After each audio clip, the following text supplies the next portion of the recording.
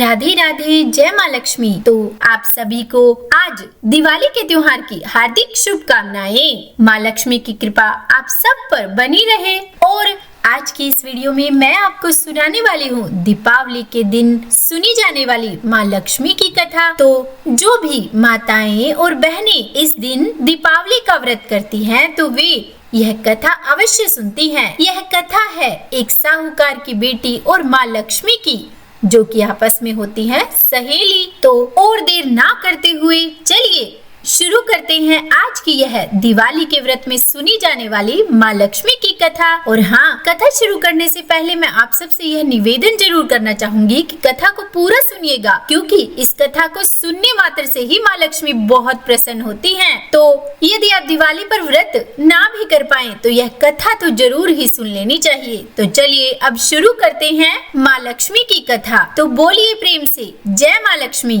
एक गाँव था जिसमें एक साहूकार रहता था। उस साहूकार की थी एक बेटी। वह हर रोज पीपल सींचने जाती थी और उस पीपल में रहते थे माँ लक्ष्मी। माँ लक्ष्मी उस पीपल से रोज निकलते और उस साहूकार की बेटी से कहते कि तू मेरी बहन बनेगी या सहेली। और जब यह आवाज साहूकार की बेटी को सुनाई देती थी तब उसे कोई दिखाई नहीं देता था, जिसके कारण वह बहुत डर जाती थी और इस डर के कारण वह धीरे धीरे पतली होने लगी। तो एक दिन साहूकार की पत्नी ने अपनी बेटी से पूछा कि बेटी क्या बात है, मैं तो तुम्हें अच्छा खाने पीने को देती हूँ, फिर भी तुम दिनों दिन पतली होती जा रही हो। कहो कोई बात है, बताओ मुझे। तब वह बोली कि माँ, मैं जब रोज सुबह पीपल सींचने जाती हूँ तो पीपल में से एक आवाज आती है और मुझे कहती है कि तू मेरी बहन बनेगी या सहेली। यह सुनकर साहूकार की पत्नी बड़ी खुश हुई और उसने अपनी बेटी से कहा कि बेटी, इसमें डरने की कोई बात नहीं है, वह कोई और नहीं माँ लक्ष्मी है, इसलिए अब तू डर मत। और कल जब वो तुमसे पूछे तो तुम उनसे कहना कि मेरी बहनें तो बहुत है, इसीलिए आप मेरी सहेली बन जाओ। और फिर दूसरे दिन जब लड़की पीपल सींचने गई तब लक्ष्मी जी फिर से पीपल से निकली और उस साहूकार की बेटी से कहा कि बता, तू मेरी बहन बनेगी या सहेली। तो लड़की ने कहा कि सहेली, और फिर दोनों सहेली बन गई। एक दिन माता लक्ष्मी ने उस साहूकार की बेटी से कहा कि आज तुम मेरे घर खाने पे आना। और फिर उसके बाद जब वह लड़की घर आई तो उसने अपनी माँ को बताया कि आज तो मेरी सहेली ने मुझे अपने घर खाने पे बुलाया है। तब उसकी माँ ने उससे कहा कि बेटा, तू माँ लक्ष्मी के यहाँ जीमने जा रही है, तो इसीलिए वहाँ ध्यान रखना। और जब वह माँ लक्ष्मी के यहाँ जीमने गई तो माँ लक्ष्मी ने उसे शाल दुशाला ओढ़ने के लिए दिया, रुपए पर रखने के लिए दिए, सोने की चौकी पर बैठाया, सोने की थाली में 36 प्रकार का भोजन कराया और इस तरह उसका बहुत मान किया। और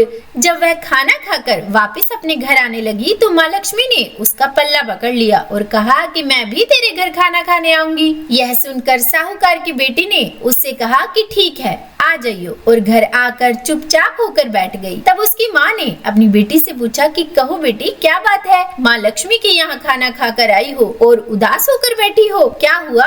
तो उसने कहा कि माँ, मेरे को लक्ष्मी जी ने इतना दिया, अनेक प्रकार के भोजन कराए, परंतु अब वह चाहती है कि मैं भी उन्हें खाना खिलाऊं। हमारे घर में तो कुछ भी नहीं है, क्या करें? तब उसकी माँ ने कहा कि कोई बात नहीं बेटा, चिंता मत कर, जैसा भी बनेगा हम वैसा ही खाना खिला देंगे, पर तू ऐसा कर, गोबर और मिट्टी से चौका देकर सफाई कर ले और उसके बाद 4 मुख वाला दिया जलाकर माँ लक्ष्मी का नाम लेकर उसे अपने दीवार की मुंडेर पर रख दो। और फिर साहूकार की बेटी ने वैसा ही किया। उसी समय रानी अपने महल में नहा रही थी और उसने अपना 9 लखा हार बाहर ऐसे ही रखा हुआ था। थोड़ी देर में क्या हुआ कि चील उस 9 लखे हार को तो उठा कर ले आई और फिर उसके बाद जब वह साहूकार की बेटी के घर से निकली तो उसने वहाँ पर वह 9 लखा हार तो गिरा दिया और वह चौमुखा दिया उठाकर उड़ गई। और फिर उसके बाद उस 9 लखे हार को तोड़कर वह साहूकार की बेटी सामान लेने के लिए बाजार गई और खूब सारा सामान लेके आई। सोने की चौकी, सोने की थाल, शाल दुशाला, मोहरे, सारी सामग्री जो भी उसे चाहिए था वह सब ले आई। और उसने भी अपने घर पर 36 प्रकार के भोजन बनाए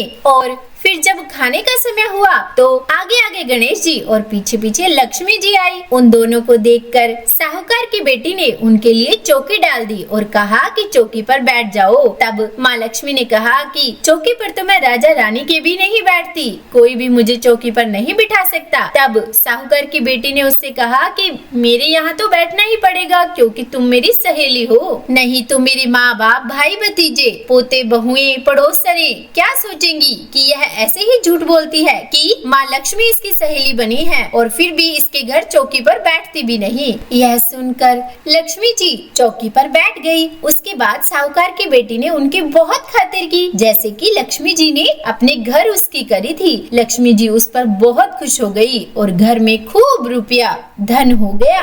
और फिर उसके बाद जब माँ लक्ष्मी जाने लगी तब साहूकार की बेटी ने कहा कि मैं अभी आ रही हूँ, तुम यहीं बैठी रहना, मेरे आने की प्रतीक्षा करना और मेरे आने के बाद ही जाना, मैं जब तक ना आऊं तब तक कहीं मत जाना। तब माँ लक्ष्मी जी ने कहा कि ठीक है, मैं तुम्हारी प्रतीक्षा करूंगी। और उसके बाद साहूकार की बेटी वहाँ से चली गई और फिर वह कभी लौट कर नहीं आई, जिससे किए वादे के कारण माँ लक्ष्मी जी साहूकार के घर से कभी नहीं गई, उनके घर चौकी पर ही बैठी रही और उसको बहुत धन दौलत दिया। तो बोलिए प्रेम से जय माँ लक्ष्मी। हे माँ लक्ष्मी, जैसे तुमने साहूकार की बेटी को दिया वैसे सबको देना, कहते सुनते हुकारा भरते सारे परिवार को देना, पीहर में देना, ससुराल में देना, बेटे पोते को देना। हे लक्ष्मी माता, सबका दुख दूर करना, दरिद्रता दूर करना और सबकी मनोकामनाएं पूर्ण करना। देखिए, जो भी माताएं बहनें इस दिन व्रत करती हैं तो दिवाली के दूसरे दिन अपनी सासू जी और ननद के पैर छूकर उन्हें रुपए जरूर दें। और देखिए, जिस तरह माता लक्ष्मी बिना गणेश जी के कभी नहीं आती, कहीं नहीं आती, तो इसीलिए इस व्रत कथा को सुनने के बाद भगवान गणेश की कहानी भी जरूर सुननी चाहिए। तो चलिए अब सुनाते हैं आपको भगवान गणेश की कहानी। एक बार गणेश भगवान बाल रूप में चुटकी भर चावल और चम्मच में दूध लेकर पृथ्वी लोक में घूम रहे थे। वे सभी को अपनी खीर बनाने को कहते जा रहे थे, पर सभी लोगों ने उनकी बात को अनदेखा कर दिया। इसी दौरान एक गरीब बुढ़िया ने उनकी खीर बनाना स्वीकार करके एक भगोना चूल्हे पर चढ़ा दिया। इस पर गणेश जी ने घर का सबसे बड़ा बर्तन चूल्हे पर चढ़ाने को कहा। तब बुढ़िया ने बाल लीला समझते हुए घर का सबसे बड़ा भगोना उस पर चढ़ा दिया। कुछ ही देर में एक चमत्कार हुआ। गणेश जी के दिए हुए चावल और दूध बढ़ गए और पूरा भगोना उससे भर गया। इसी बीच गणेश जी नहाने के बाद खीर खाने की बात कहते हुए वहाँ से चले गए। उनके जाते ही पीछे से बुढ़िया के पोते पोती आए और भूख लगने पर बुढ़िया ने उन्हें वह खीर खिला दी। खीर बनते देख रही पड़ोसन को भी बुढ़िया ने कटोरा भरकर खीर दे दी। बेटे की बहू ने भी चुपके से एक कटोरा खीर खाने के साथ एक कटोरा खीर छिपा दी। उसके बाद भूख लगी तो बुढ़िया ने भी खाने के लिए खीर हाथ में ले ली और बोली, आजा रे गणेश, आ खीर खा ले। तभी गणेश जी वहाँ पहुँच गए और बोले कि मैंने तो खीर पहले ही खा ली। जब बुढ़िया ने पूछा कि कब खाई तो वे कहने लगे, जब तेरे पोते पोती, पड़ोसन और बहू ने खाई तभी मेरा पेट भर गया। उसके बाद जब बुढ़िया ने बाकी बची खीर के उपयोग के बारे में पूछा तो गणेश जी ने उसे नगर में बांटने को कहा। जब बुढ़िया ने खीर बांटी तो राजा को भी इसका पता लग गया। उस पर उसने बुढ़िया को अपने दरबार में बुला लिया। सारा हाल जानकर उसने बुढ़िया की खीर का भगोना अपने पास मंगा लिया। पर राजा के महल में जैसे ही वह पहुंचा उसमें कीड़े मकोड़े और जहरीले जानवर गिर गए। यह देखकर राजा ने वह बर्तन वापस बुढ़िया को दे दिया और उसके घर ले जाते ही वापस वह पहले जैसा हो गया। उसके बाद बुढ़िया ने फिर गणेश जी से बची हुई खीर के उपयोग के बारे में पूछा तो उन्होंने झोपड़ी के एक कोने में गाड़ देने को कहा